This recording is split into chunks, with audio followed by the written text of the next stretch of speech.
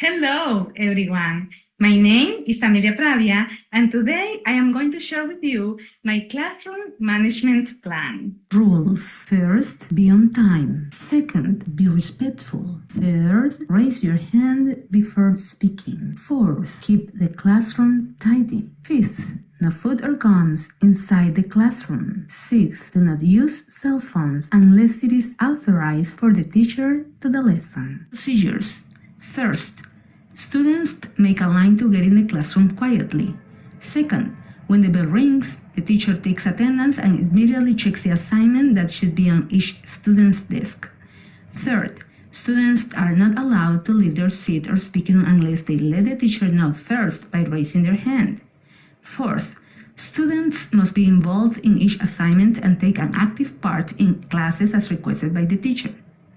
Fifth, students orderly work in groups of no more than 3 people. Keep their work area clean and when finished, place their seats in the corresponding place. Sixth, in order to use the bathroom, each student must ask for permission to go. Then they will have 4 minutes to come back, only one at a time. Seventh, students get ready to leave 5 minutes before the bell rings. They do not leave their seats until it is authorized by the teacher. They line up before leaving. Eighth, if students finish work early, they must move on to another assignment or reading a book. Ninth, assignments must be submitted on the scheduled date. Each day of delay will result in lower grade. 10th, tests and quizzes will be returned no later than 2 days after collected. I firmly believe in positive discipline, not to the purpose of punishing, but to help people to recognize their mistakes and desire to improve. However, to avoid disagreements as much as possible, from the first day of school, I set aside time to explain to them my rules and procedures in relation to the classroom and the subject I teach. Altogether, I try to make my actions consistent with my words.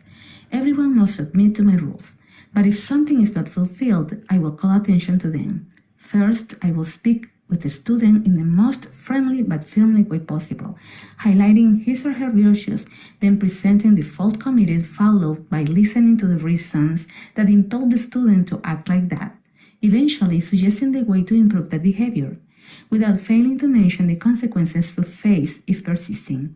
Finally, I am trying to commit him or her to make a positive change, and I will keep monitoring the student closely. If I get to see any progress, we both will have won. Otherwise, I am going to take measures such as speaking with his or her parents, the person in charge of discipline in the school, or the principal, such as necessary. Simultaneously, grades will be negatively affected. Classroom expectations: positive attitude, respect for all, integrity, do the right thing, effort towards learning. Encouraging positive behavior: have fun, provide clear expectations and follow through. Encourage healthy habits, rest, nutrition, and physical activity. Teach and practice coping skills. Acknowledge feelings. Focus on the behavior, not the child. Praise good behavior. I choose my battles on the classroom. Model the positive behavior I want to see.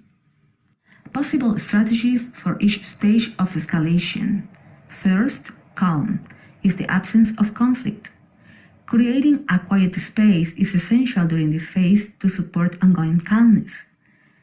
Encouraging breaks and providing areas for relaxation can help sustain this phase, contributing to overall workplace well-being.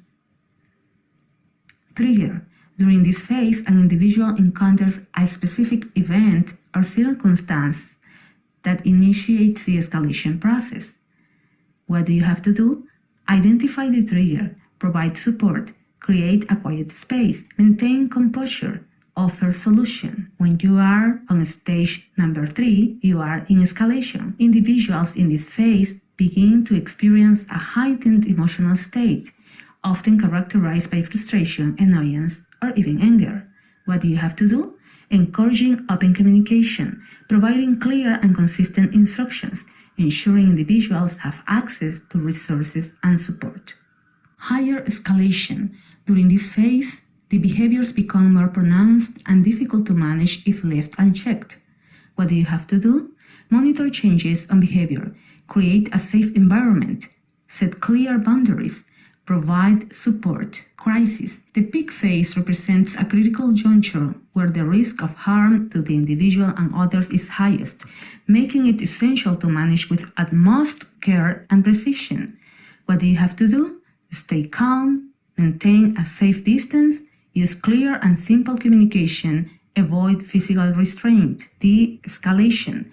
During this phase of the escalation cycle, the intensity of the behavior diminishes and the person starts to show signs of recovery from their heightened emotional state. What do you have to do? Provide a calm environment, use supportive communication, avoid blaming, and allow time. Thank you for watching. Bye-bye.